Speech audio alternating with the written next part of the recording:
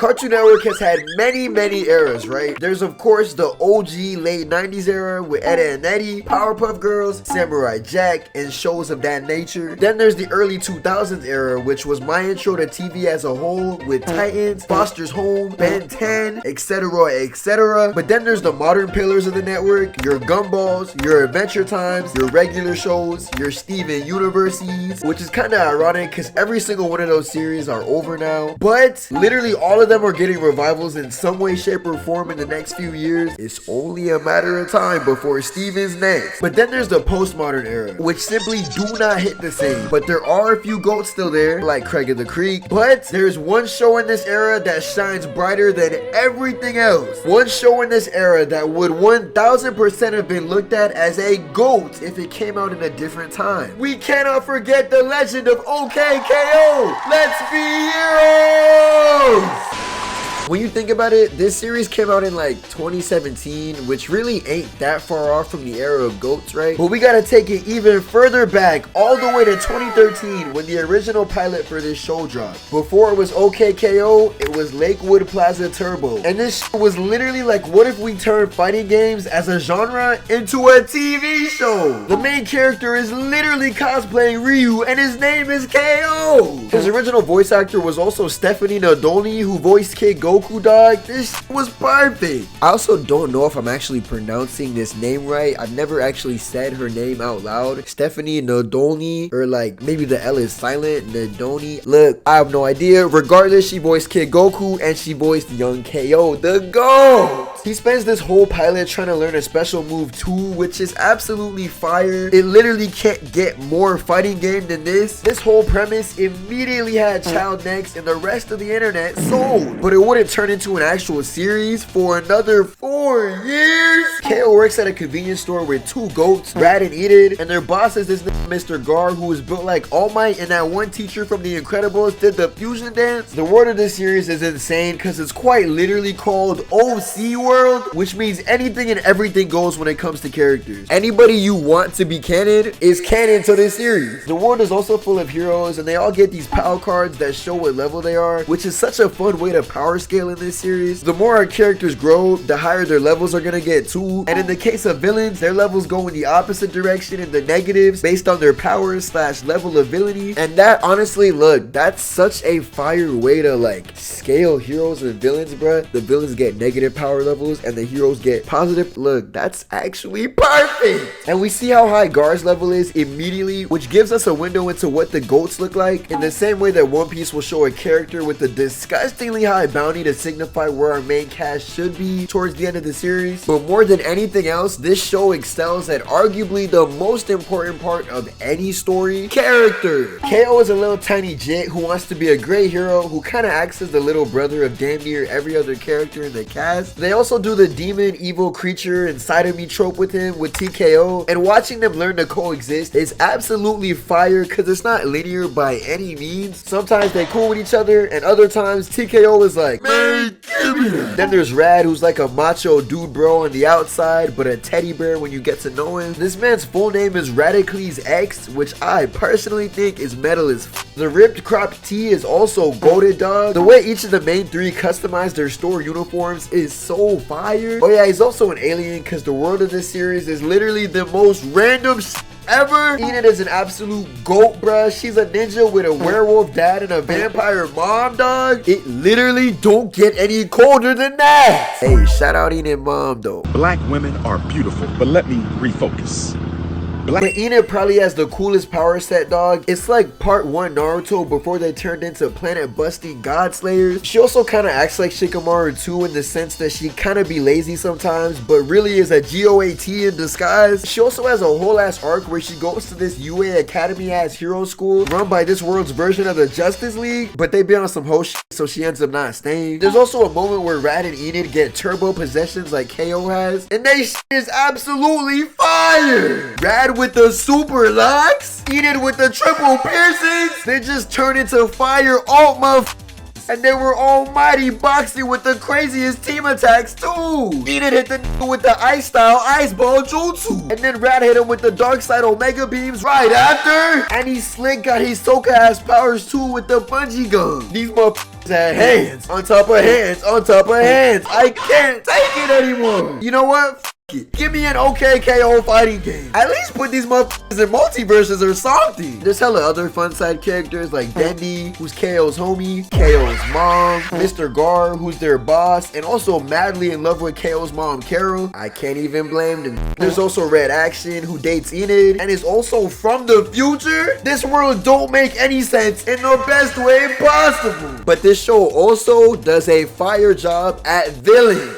One of the biggest / main reoccurring villains is Lord Boxman, who's basically Dr. Eggman x Dr. Wily, with a sprinkle of Team Rocket in there too. He's sorry as hell and gets his shit folded every single time he tries to attack the plaza. He sells evil robots to other villains and has evil robot children of his own, who low-key don't f with him cause the nigga sucks. But the real goat of the series is Professor Venomous, the GOAT, the god! Boxman is evil in a cartoony way, but this Venomous is one foul motherfucker. Off rip, just look at this dude design. Lab coat of doom, evil nigga boots, freckles of death, Thanos skin. This man is racist. This man is racist. He's definitely. And you thought I wouldn't notice the Sasuke ass hair too? He has his own little henchman / daughter / bodyguard too, in young Fink the GOAT. Her name is Fink because when she pull up, you think you better die. It didn't work. I'm sorry. I was trying to make it. I'm sorry. Look, I'll go home. Look. He also gets a super deep history with Mr. Gar, KO's mom, Carol, and the rest of the foe Justice League. That whole flashback is absolutely fire too. And we get that whole arc spread throughout the series that shows the three of them as young heroes. And that shit is absolutely peak. Look at all of their designs here. Cyclops, Thor, Pikachu Libre. I don't know why that was the first luchador character that came to mind. I could have said literally anybody else. Rey Mysterio, nigga.